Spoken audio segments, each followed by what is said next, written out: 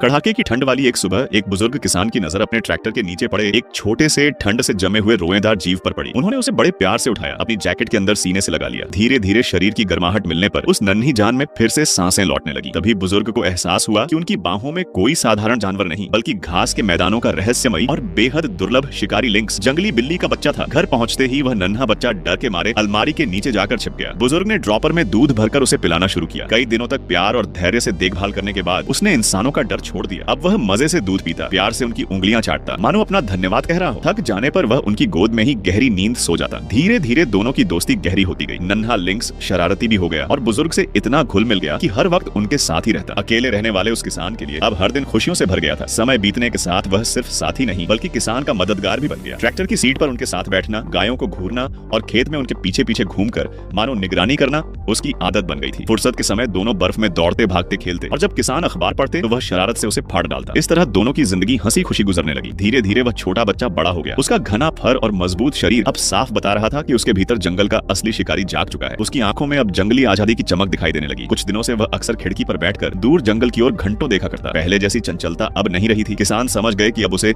उसकी असली दुनिया में लौटने का समय आ गया है। एक सुहानी वसंत की सुबह उन्होंने घर का दरवाजा खोला और प्यार से उसे आजाद कर दिया। भारी मन से दोनों ने एक दूसरे को आखिरी बार देखा और वह जंगल की ओर चला गया। किसान की जिंदगी फिर से पहले जैसी शांत हो गई। पूरा गर्मी का मौसम उन्होंने अकेले खेतों में काम करते हुए बिताया, लेकिन कभी कभी वे खिड़की से दूर जंगल की ओर देखते जैसे किसी अपने का इंतजार कर रहे हों। फिर एक बार सर्दियां लौट आईं। एक दिन जब किसान ट्रैक्टर ठीक कर रहे थे तभी अचानक एक जाना पहचाना चेहरा उनकी आंखों के सामने आ खड़ा हुआ। वह उनका पुराना साथी था, लेकिन इस बार अकेला नहीं। उसके साथ उसकी जीवन संगिनी थी और उनके पीछे पीछे चार नन्हे नन्हे बच्चे लड़खड़ाते हुए चले आ रहे थे। बुजुर्ग के चेहरे पर मुस्कान खिल उठी। उस दिन के बाद खेत में फिर से रौनक लौट आई। अब किसान कभी अकेले नहीं थे। उनके पीछे 6 जंगली मेहमानों की पूरी टोली घूमती थी और पूरा फार्म एक बार फिर हंसी और खुशियों से गूंज उठा।